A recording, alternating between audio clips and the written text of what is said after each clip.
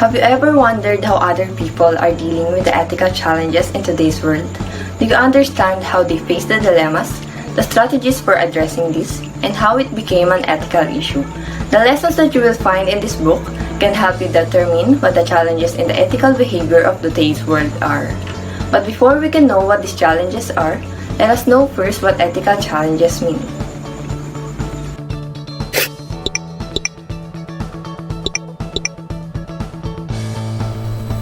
Ethical challenges are issues of right and wrong in particular contexts.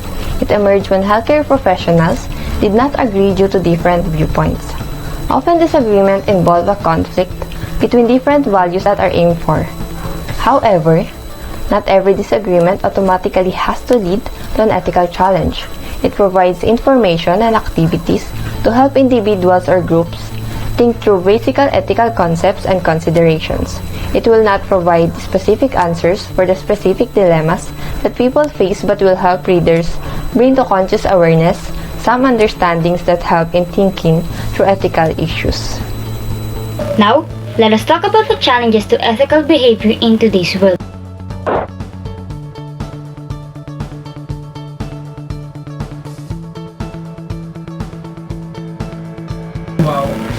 Ethical behavior includes honesty, integrity, fairness, and a variety of other positive traits.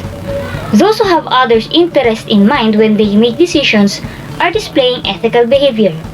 This book will tell us about these challenges. When we read this book, we were more enlightened about the ethical challenges that we have, and we found out a lot of things that we didn't know yet about ethical challenges.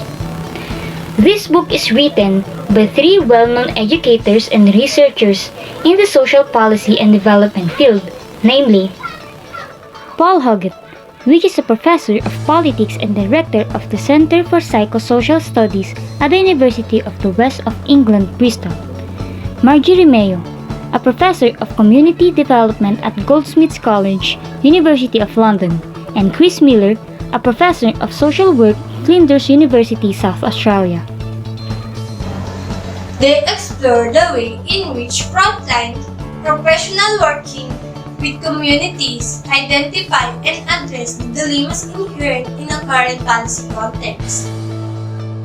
The author examined how community engagements workers negotiate the ethical and emotional challenges they face, how they work through problem of community representation at international and team levels, how they manage the conflicting role of the local activity and field worker, and what role colleague, management, and others play when responding to such challenges. The dilemmas of development work reconnect to and update an important tradition in social policy, which explore the dilemmas of street-level work. It draws on the contemporary political theory and current debate concerning the modernization of governance and psychosocial perspective on identity, values, and agency. Combining theory and practice, it will appeal to the practitioners, policymakers, and undergraduates in social and public policy. This book's content has an increasingly complex dilemmas and challenges faced by development professionals in a rapidly changing world, which makes it particularly valuable. We can say that this book offers an insight into the values, motivations, and ethical challenges in today's world.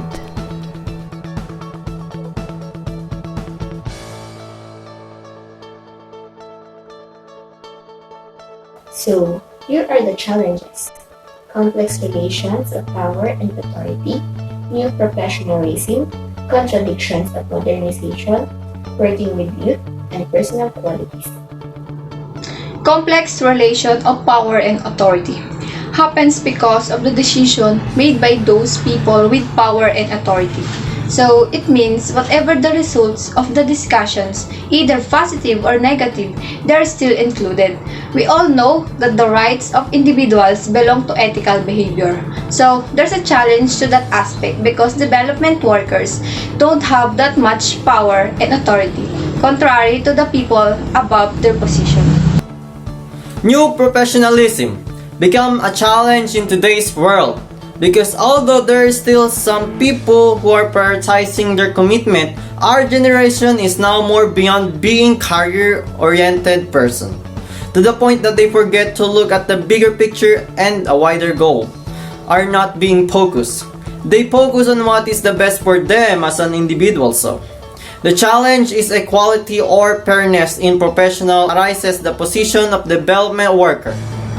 Working with young people is considered a challenge because, based on the testimonies in the book, some of them are not doing their work effectively.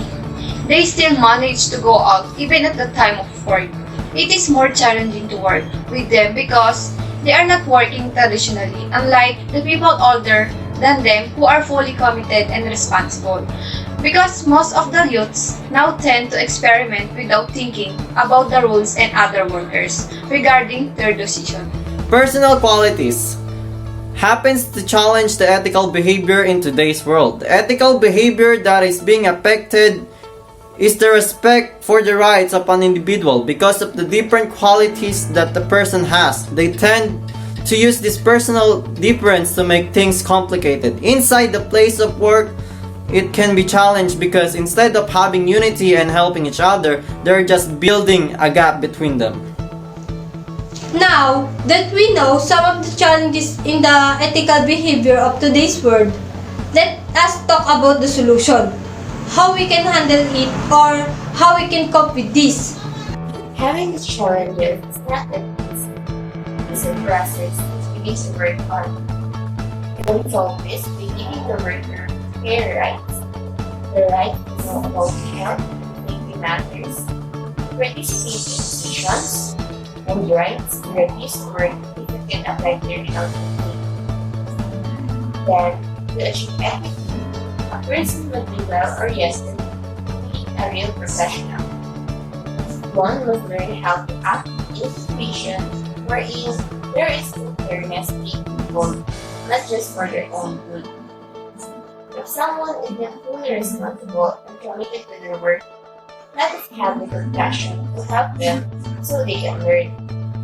Instead of building a gap, let's build communication. We also need to learn to listen to other people's opinions, understand and respect. We are all different people, so we can't avoid having personal differences, opinions, and perceptions towards a situation. The brighter side of this challenge is the answer from this question. How can we apply it in our lives? In the profession we are taking, And what lesson can we learn from it? Our world and our lives have a never-ending challenge, whether it is moral, mental, ethical, physical, emotional, and any other challenges that may come. But let us not forget that in every challenge, there is always a solution and a lesson. Now, we can use this for the betterment of ourselves and achieve the ethical behavior that we must have. We can apply it in our lives by reminding ourselves that when we are trapped in a situation that our ethical behavior is being tested, let us start recalling these challenges. Like the solution that we have accumulated, we need to listen to other people's opinions, understand and respect it because that is one of the most important things in life that we should apply not only as a student but most notably as a part of the young generation that serve as a role model for the future. And also, we need to realize that we are all different people with different personalities. So, giving respect to others is important to avoid the dilemmas of those ethical challenges. and for us, engineering students, the time will come that we'll also experience these challenges in the workplace. Now we already have the prior knowledge about these things as we step forward through our job career. We are now knowledgeable on how to adjust to people that will meet through the years of us being a student and being in the industry. Because of the development of the ethical behavior skills in the future engineers, it's a key to competency as the ethical behavior is a part of the professional identity and practice of engineering. Future engineer, Employees are not the only expected to be the technical knowledge, skills, and ability, but also a fundamental. They also rely heavily on teaching moral judgment and ethical reasoning, and pay little attention on how well ethical awareness predict ethical behavior.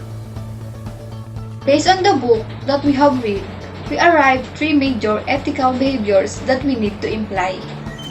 Fairness, Respect the right of others. and honesty. No matter how much you want to achieve your goal, don't ever make a decision that will negatively affect other people and will result that you are not fighting fairly. We all have our differences. Whatever the other person is trying to say, lend your ears to listen. Let us respect the rights of other individuals so there will be less misunderstanding. Also, because it builds feelings of trust, safety, and well-being. Receiving respect from others is important because it helps us to feel safe and to express ourselves. the more transparent the work environment, the happier the employees are. We need to achieve honesty because it builds trust in the company and confidence in leadership. Voicing the truth enables all of us to identify the issue and work as a team to better it. It is not just about telling the truth. It's about being real with yourself and others about who you are, what you want, and what you need to live your most authentic life. It sharpens our perception and allows us to observe everything around us with clarity. You need to understand that ethical behavior can stimulate positive behaviors that lead to self-growth. Be brave enough to conquer ethical challenges. You need to step forward to achieve what you want. You must think ethically in determining what is right or wrong. Determine what you need to achieve. But don't forget that there's always a challenge in the process. Just do the right thing and do it right.